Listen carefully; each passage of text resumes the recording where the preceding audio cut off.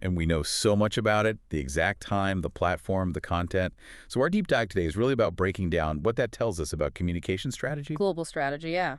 And audience management. just by looking at the hard numbers. Yeah. The number.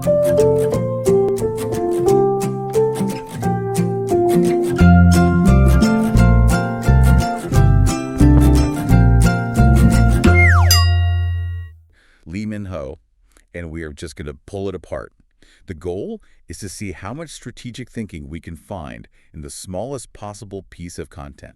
That's it. And it's such a great test case, because when you look at celebrity communication, especially on social media, most of us, we just see the nice photo, we feel the surface emotion. Right. But we're going to treat this specific post from November 30, 2025, not as just some casual thing, but as a deliberate, calculated move. It's designed for a reason. And we know so much about it, the exact time, the platform, the content.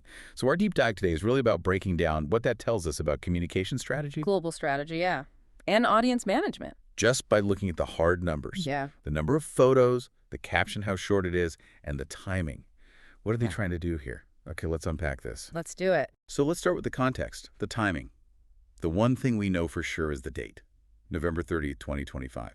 Now that's important because it's current, it's happening now.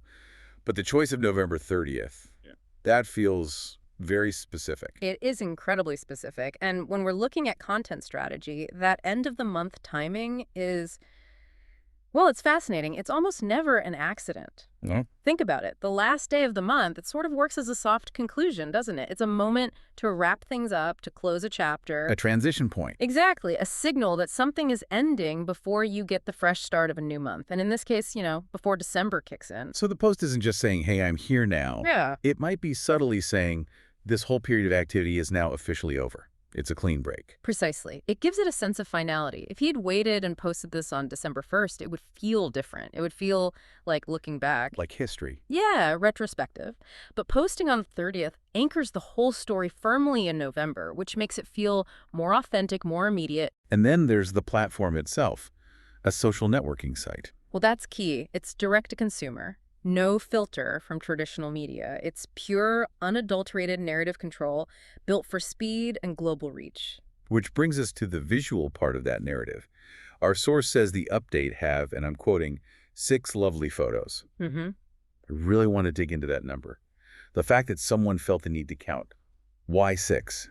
What's strategic about the number 6? Okay, so this is, I think, maybe the most important piece of quantifiable data in the whole post, other than the date. Really? Oh, yeah. In social media optimization, we know a single photo gets a quick hit, but it can't really tell a story. But then a huge photo dump, like 15 or 20 images, that just creates fatigue. People get bored. They just scroll past it? They scroll past. The returns diminish so quickly. So we're in that sort of Goldilocks zone again. But what's the technical reason? What does 6 do for, say, the algorithm? It's all about the carousel format. It's optimized for it. The platforms, they want to keep you on the app, right? They want you interacting. Right. Time on post. A 6-image carousel makes you swipe multiple times. That tells the algorithm that this content is engaging, which then boosts its visibility way beyond what you'd get from a single image. 6 is enough to show variety, different angles, maybe different people, but it's not overwhelming. It feels curated. But isn't there a risk? If you're relying so heavily on the visuals, what if the pictures are, I don't know, a bit confusing? Wouldn't a longer caption help avoid that? That's a great question, and it gets right to the heart of case celebrity brand strategy. The risk you're talking about, ambiguity, is exactly why the source calls them lovely. That word signals curation, high quality. But the bigger strategy here is that by relying on pictures, you minimize the risk of a language mistake. A beautiful picture translates instantly. Across any culture. Any culture, any language. You don't need to worry about a bad translation causing a problem. The text's job gets much, much smaller. So the 6 photos are built for universal understanding, for that emotional connection, which means you don't need a paragraph of text explaining everything. The pictures are the language. Yes. They're the evidence. They're the mood board. And having those strong visuals is what allows for the extreme, almost brutal efficiency we're about to see in the caption. Without those 6 photos, the caption would make no sense. Okay, let's get to that caption because this is where the efficiency just goes into overdrive. The caption is just one phrase, a UU, which our source translates simply as Busan. But that simple translation, Busan, I have a feeling that's not the whole story, is it? You mentioned that the original Korean is doing a lot more work. This is the real deep dive nugget right here. If the post just said Busan in normal letters, it would be a location tag. Simple. But the way it's written, stretching out the vowels and consonants in Ju-yu, that's a very common stylized thing in Korean digital speak. What does it signal? It signals that something is finished. It's done. Concluded. The sound is literally drawn out to emphasize that it's the EE end. Wow.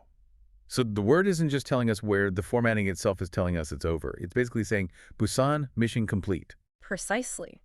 That is narrative closure in just a few syllables. It's telling millions of people, this part of my schedule, my time in Busan, is now complete as of November 30th.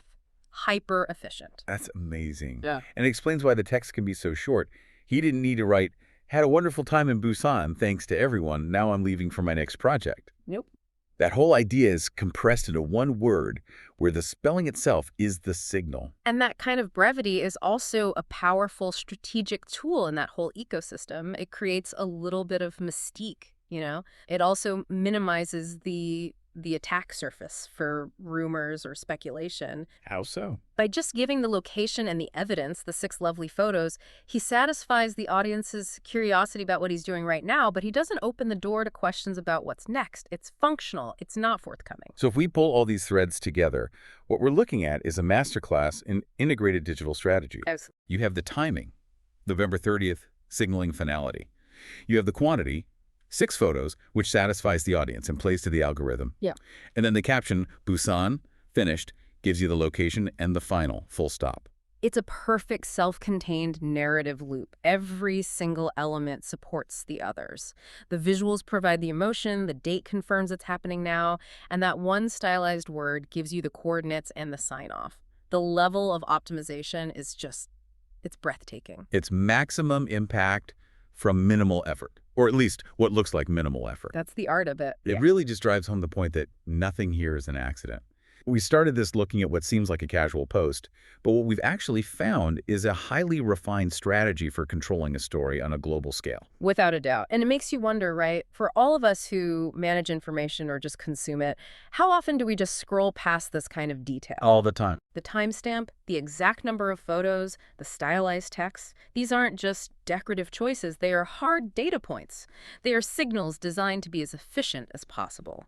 So what's the big takeaway here for someone listening? I guess it's that we need to start treating consumption more like analysis. Yes. If you see 6 photos, don't just look at them. Ask yourself, why 6? What job is that number doing? And if you see a one-word caption, you have to ask what work that word is doing to be able to stand on its own. And in this case, that one stylized word provided location, context, and closure, all at once. The lesson is, for a global audience where every second matters and language is a barrier, you let the pictures carry the emotion. Then the text just becomes coordinates. Essential coordinates. He's just pointing everyone's attention to the evidence and giving them exactly what they need to understand it instantly. Nothing more. It really is a masterclass. Okay, so for our final provocative thought to leave you with, I want you to reflect on the sheer efficiency, the compression we've seen here. In this single post, what percentage of the story was told by the 6 photos, the visual proof, versus that one stylized word, Busan, concluded? Just think about how much information, location, schedule, a sense of closure was packed in. How few tools do you actually need to tell a complete story to the entire world?